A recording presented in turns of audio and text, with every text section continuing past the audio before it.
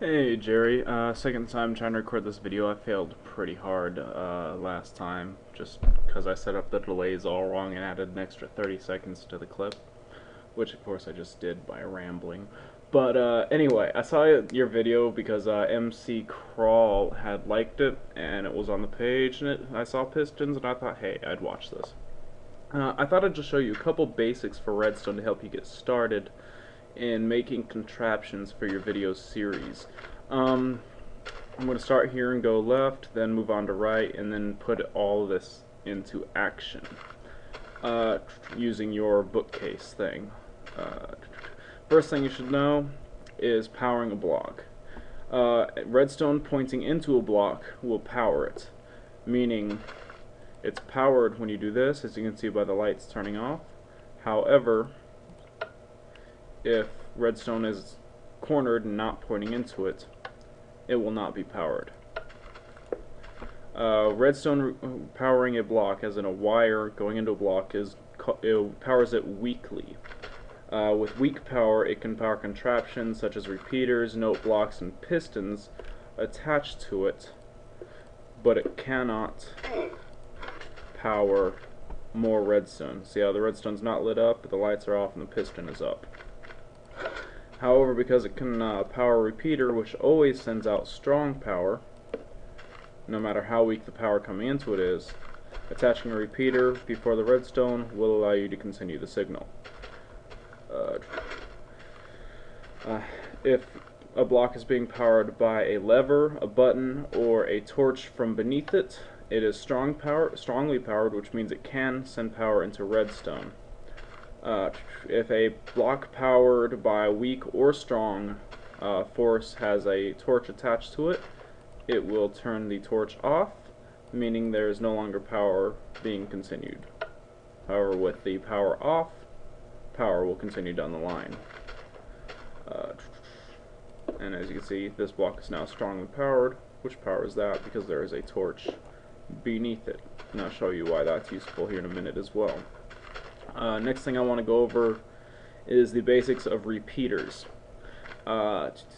Here on the repeater on the very top there is an arrow. At the back of the arrow is the only place that a repeater can receive power from, and at the front of the arrow is the only place where power will exit out of. The second rain, go away. The torch in the back shows your setting. You can have it on 0, 1, 2, or 3, which basically means 1, 2, 3, or 4 ticks. A tick is a tenth of a second, which means it will take a tenth of a second times the amount of ticks before it sends power forward, and will continue sending power forward for that many ticks after power has no longer being put into the repeater.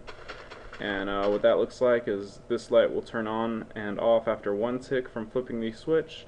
This one will take 4 ticks, so almost immediately, about half a second. And I don't know if you caught it because that is a short time period, but the piston actually goes up and down before that light turns on and off. And one of the more advanced things you can do with repeaters is this. The term for this unit is reverse order control unit, or Roku, as coined by MC Crawl. They were being used before he coined that term, however, I like the term and I'm using it. Basically, you send power into one block, which then sends power out to 2 separate blocks with repeaters in between, putting a delay. After that delay, this block is powered, which sends electricity or power into the next repeater, which after its delay sends power into this block, and this one is powered right away after that one's delay. This block sends power into this one, after its delay sends power into this one. So this comes on, then after this one's delay, this one comes on after both of these delays, so on first, on second. When you cut the power, power cuts to this block and this block from this one. However, this block here is still receiving power from this block here until this delay is up, this power turns off, this delay is up, and then this power turns off. So that one turns off first, and that one turns off second, reverse order. And what that does Because as you can see here, I got wiring set out to these two sticky pistons and a block. If you watch the lights, you can see exactly how it works. And I've actually turned the delay down on here and on here, so this turns on immediately, but takes 2 seconds to turn off. This one turns on after 1.5 seconds. It turns off, and turns off after 1.5 seconds. So this has a far longer delay to turn off, but turns on very quickly.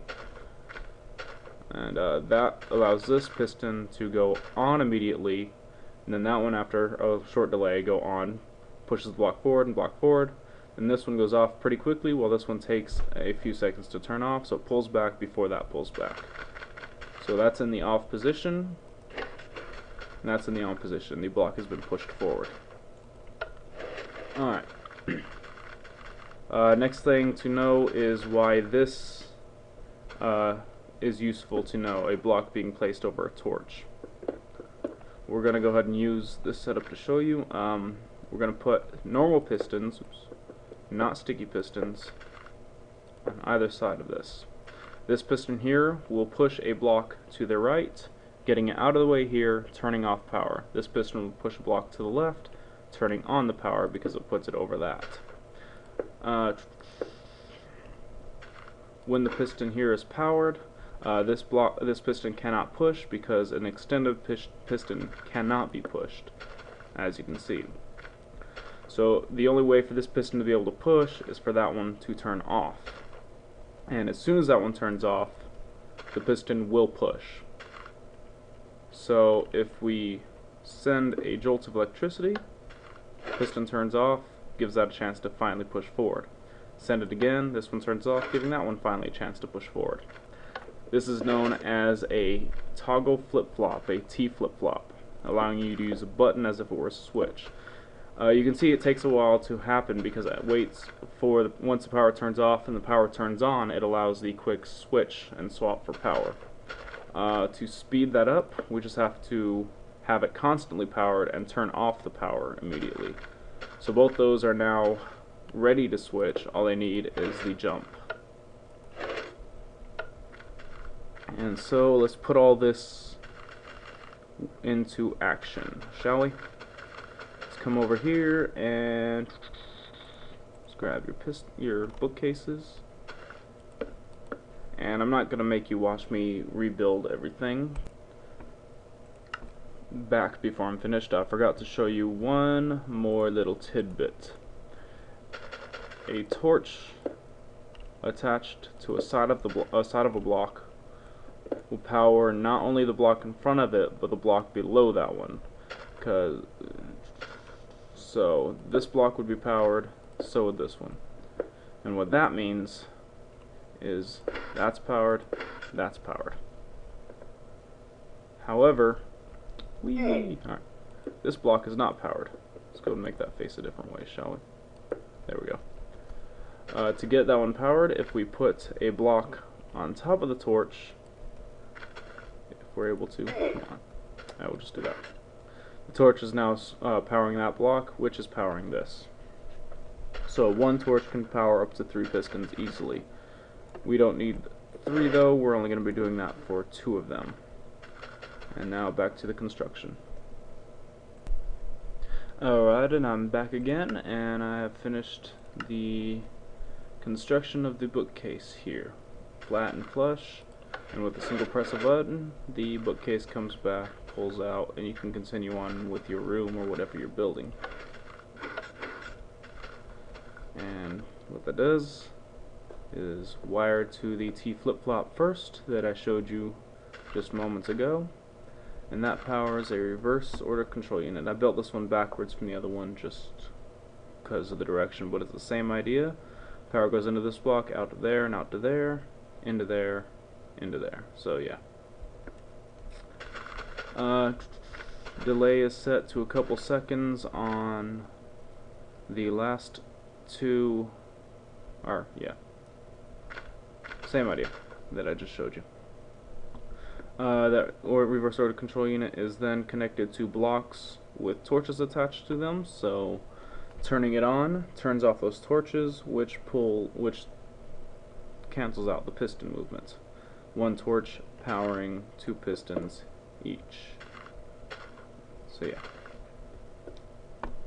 And that's it in a nutshell.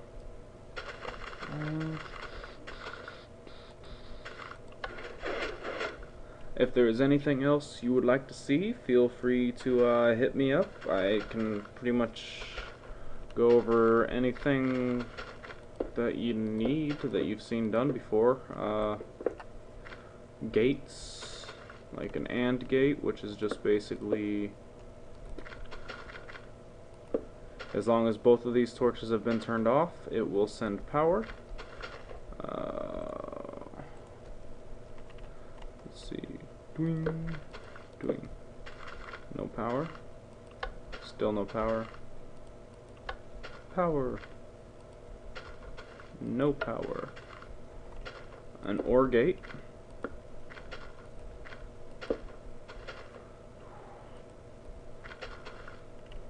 As long as either side is receiving power, regardless of which side. An XOR gate, which means if either side but not if both side. This one's a bit more ugly looking.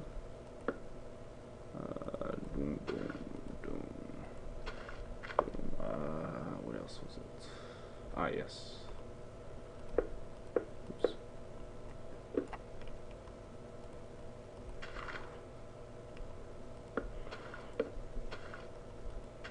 Alright. Levers. Alright. No power. Power. No power. Power. So, yeah. And yeah, anything you've seen that you want to explain, you can either hit me up, make a video response, something like that, and I'd be happy to show you. Good luck on your series, man.